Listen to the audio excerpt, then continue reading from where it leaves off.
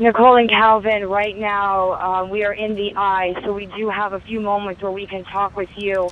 And I have to tell both of you that I have never seen anything like this in my life. The damage we are seeing right now is outstanding. It is astonishing, really. I can tell you that one of the roofs from the hotel blew off during the storm.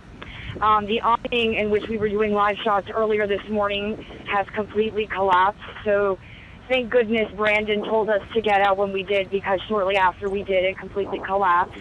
We rode out the storm in the bunker room, actually in a fitness center that was right next to the bunker room, and the door was not able to stay shut. We had to hold on to the door for about 10 minutes because if we let go, it would have blown off, but we were able to get a wire to tie it down. What I'm seeing right now, the storm surge is significant. There's so much water right now that it has taken over some tiki huts that were on the beach. It's also taken over a part of the hotel near the restaurant where we have been eating dinner is now underwater. The docks are underwater as well. Some of the balconies have blown off. Some of the balconies are hanging on by a thread, and I'm sure when we get this second round, sort of the tail end of the eye, I don't think these balconies are really going to make it.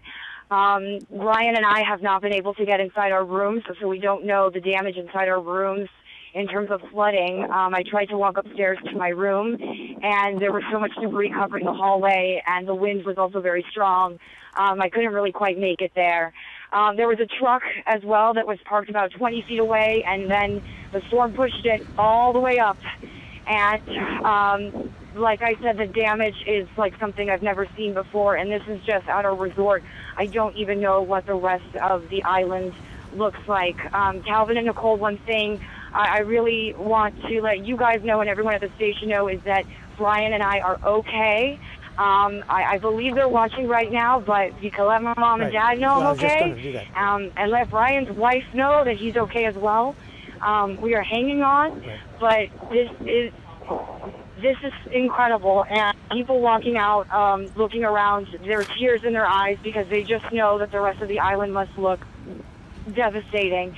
So the hotel staff, they actually went room by room because some people did decide to ride out the storm in their rooms, and they went room to room to tell them that they cannot ride the rest of the storm out in their rooms. They have to be in the bunker for the rest of the storm because it's just too dangerous. Some of these rooms are just not going to hold up. This is devastating for Marsh Harbor. It really is. There's no doubt about that. And Janice, if we could bring Brian Norcross into this, because we understand that the worst of it is not over, right, Brian? Right, Janice. So I want to be sure that everyone there is aware that when this comes, it's going to come from the other direction completely. So you had mostly winds out of the north before. Now they're going to come mostly out of the south. So, you know, what kept you safe before is not going to keep you safe this time because the wind is going to come from the other direction. So when we've had people injured in hurricanes in the past, quite often it's come because they haven't realized that the danger is going to come from the other way. So if you could be sure for yourself and for Brian and for everybody at the hotel that they know you kind of got to get to the other side of the strong parts of the structure so that you have as many walls as you can between you and the south direction as opposed to the north direction. Does that make sense, Janice? No, yes, it does. And actually, Brian, my photographer, Brian, is aware of that. He's covered storms like this. He actually told me, though, he's never seen one this horrible. But the whole hotel staff is aware, and that's why they're telling everyone to go inside this room because they just don't know if the other structures are going to hold up. Because we do know the second part of this, it's going to be just as bad. So we are prepared for that, and we're just really hoping for the best. But we are staying safe. One thing a little here is that the generators are working well, so we do have power, but our cell service is down as well as the internet, and that's why we're talking to all of you right now from our satellite phone, and we're very happy that we're able to get in contact with all of you to let you know that we're okay, and of course let our families know that we're okay. All right, Janice, is the water we see in the video that we have, and we know that's not your video right now, but we see the water is very, very high. And I know your hotel is elevated, but how high are you above the ocean water that's pushed in over much of Marsh Harbor and that surrounding area? You know, I don't know how high we are in comparison. Right now I'm sort of standing on what looks like a hill, but the little beach that they had on the back of the resort, we kept watching it all morning. The water just inching closer and closer, and it took over the whole beach. So it took over the sand, and now it's taking over the grass. Hasn't quite reached the hill that we're at, so we're feeling pretty confident in that aspect. But there's still a lot of water coming in from other areas. The hallway, even on the second floor, sort of looks like a running river. So there's still a lot of water coming in different directions. It's not just from the beach side. So that's definitely a concern. There's some not really flooding inside the bunker room, but we could definitely see some water seeping in, and there's definitely some leaks as well. So we're really going to have to monitor it, and this is going to be one of those storms that we really can't rest. We're going to have to stay vigilant. We're going to have to stay up, because anything changes, we're going to have to make some quick moves. Right, because here's the thing, is that water that's coming down the stairs, that's not going to hurt you. That's fresh water, that's from flooding, that's from something accumulated on the roof, break something in the building. The water that is dangerous is the water that's coming up from the ground. Now, it's going to switch around. So in Marsh Harbor there, you have that harbor, and you have that sort of open facing from the north. But when it switches around, the water is going to come from a completely different direction, have a different character to it, because the shorelines are different there. So just be sure, if you can be in a safe place that gives you the ability to get to a stairwell to get up. You know, it's not going to be a tidal wave that washes over the building or something, but it could be rising salt water, and you just need to be sure that you know, you're not stuck in a room that has no way to get out in case that happens, so you can get to a stairwell. Brian, how long would you say she might have until the back part of that eye wall starts to get to her? Maybe an hour, 20 minutes or so? Something like an hour, just looking at the radar. Right. Here, I would think the thing is, the storm, even though on our radar it looks like it's moving fast, it's really not moving fast. It's just that we're so zoomed in. We're not used to having that close a look at it. So it's only moving at about 8 miles an hour. So it's about a 2-hour trek for the eye, and then the back end of the eye. And the storm, if you see the radar on your television, is actually more intense than it looks like on that radar, because that's the Miami radar. It's coming out of Kendall. So by the time the beam gets all the way out to Marsh Harbor, we're right on the edge of the high-resolution beam there. And so it's actually ultra intense in that donut. And Janice, just a couple of questions for you. You talked about your room possibly being flooded out. Why do you think that is the case? Is it on a lower level versus being on a higher level? And secondly, are you able to move from where you are to another area where there is a stairwell nearby? We are near stairwells. So sort of what happened in my room, it's sort of hard to explain. I am on the second floor, and there was that water that Brian was talking about, that it wasn't going to hurt, but maybe a little water may have seeped in. So my room should be okay, but my photographer Brian's room is actually on the first floor. And we actually saw they had these canopies that were covering the balconies, and we saw his canopy fly off. So we don't really know what happened at that point. Debris could have easily have gone through his window. We know that some of the hotel guests, thankfully all the hotel guests are okay. They came to the bunker after staff went room by room and said everyone's got to get to the bunker. They were visibly shaken up because the roof came off, and they said it was one of the scariest experiences they ever had. So there was one building that really got the brunt of it. It wasn't the building that Brian and I are staying in, but the other building. So so we really don't know at this point. I would guess, if anything, maybe there's a little bit of water in my room. For Brian, I don't know. But we took the necessary precautions in terms of putting all our stuff on top of our bed, but we don't have any valuables. So, you know, whatever we lose, we lose. Not going to be something to worry about. We're happy that we're safe. We're happy that we're not injured. There were definitely some moments where things were flying, and I for sure thought things were going to fly through windows, and I for sure thought we weren't going to make it. You could kind of feel the building shake a little bit during the storm. And to be quite honest with all of you there, I don't know how Marsh Harbor can handle another round of this. I really don't know how it's going to handle it. Janice, you've been there for a couple of days. Can you describe to us what you have seen or felt right before the eye passed over and what you're dealing with right now. Can you describe that for us?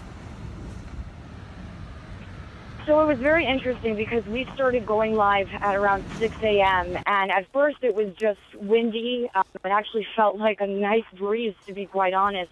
And then every hour the wind kept picking up. It kept picking up. And by around 10 a.m. is when we really started to see it pick up, and that's when we saw, okay, we're in the hurricane. This is happening. And then Brandon texted us and said, you got to get inside right now because the eye is coming. So we went inside, and it just changed in seconds. It went from sort of what you'd see in maybe a Cat 1, Cat 2. Well, yes, it's windy. Yes, there's rain. But the wind, it was howling, and I don't even know how some trees are standing right now. I can tell you that the palm trees, most of them are standing, but the palm fronds are all off all these trees. These trees are completely bare. And just to see the wind, it wasn't even just one direction. At some points, it looked like it was even circling around, whiteout conditions. So we couldn't even really see, but we could even see the water starting to rise in the distance. All I can think about are the people who live here. They're such wonderful people. The Bahamians have been so wonderful to us since we've arrived. I know they prepared. They don't mess around when it comes to storms, but so many businesses are on the water, so many homes in those low-lying areas, really hoping for the best for them because it's a lot. It's a lot to see.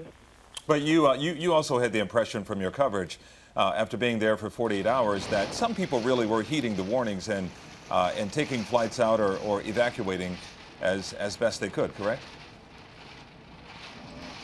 Yes, a lot of people did. People definitely were listening. And, you know, one business owner we spoke to, he said to us, you know, in Abaco, we don't mess around with storms. No matter the number, no matter the situation, they don't mess around. They've been through a lot to know that it could get very serious and it could get very scary. So people were definitely preparing. I don't know how many people ended up evacuating. I'm really hoping there weren't people who decided to ride out the storm in these low-lying areas, but we don't have those figures or those numbers, but I do believe most people listened. A lot of people said they were going to ride out the storm from churches that were on higher ground and even some shelters that were in the area. So I think most people did listen because, you know, like I said, the general manager's been here for many years, and he said to us when he stepped out to look at, you know, his property to see the damage, he said, I've never seen anything like this. Wow. So that just gives you an idea of what we're dealing with here. Janice, the back end of this hurricane is approaching you there. So where are you now compared to your safe spot for winds coming in from the south? So right now we're walking around the property and looking around. But you know what? My photographer Brian here has been really good about the direction. So Brian Norcross is telling us how we have to switch directions from the south. But the bunker we're in, we're good, or do we need to change directions? Well, we're not going to be outside.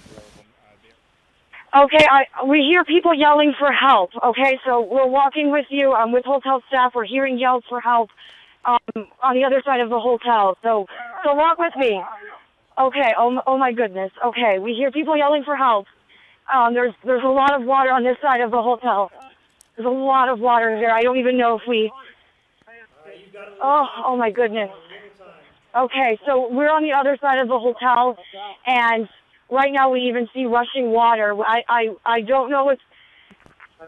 Are they the ones who need help? Are they the ones? They're okay? Okay. Okay, we hear faint screams. I'm walking with hotel staff right now to try to see where this yelling is coming from to make sure these people are okay. Do you see them? Okay, there's so much water on this side of the property. I was not expecting this at all. I really was not. All right, bear with me, you guys. I'm kind of dodging debris right now. Okay. Oh, my gosh. I don't know. Okay, let's see what's going on. Right now, we're at what was a parking lot, and it is completely underwater. And actually, the water is rushing in some parts. Oh my goodness. We don't know where the screams are coming from. They're trying to figure it out. Do you see them? Are they okay? Okay, I think I think we found them, and I think they're getting help. I think they're okay. Do you get a boat to get to them? Okay, this is Nicole Calvin, Betty, Brian. I've never seen anything like this. But I'm with hotel staff right now. I want to make sure these people are okay, but I don't know how we can get to them. There's so much water right now. All right, Janice, we're going to ask you to go inside after we are hearing this, what appears to be some sort of an emergency situation happening in real time here. I just want to give you some perspective coming from one of our other reporters here, Brian and Nicole and Betty. Janine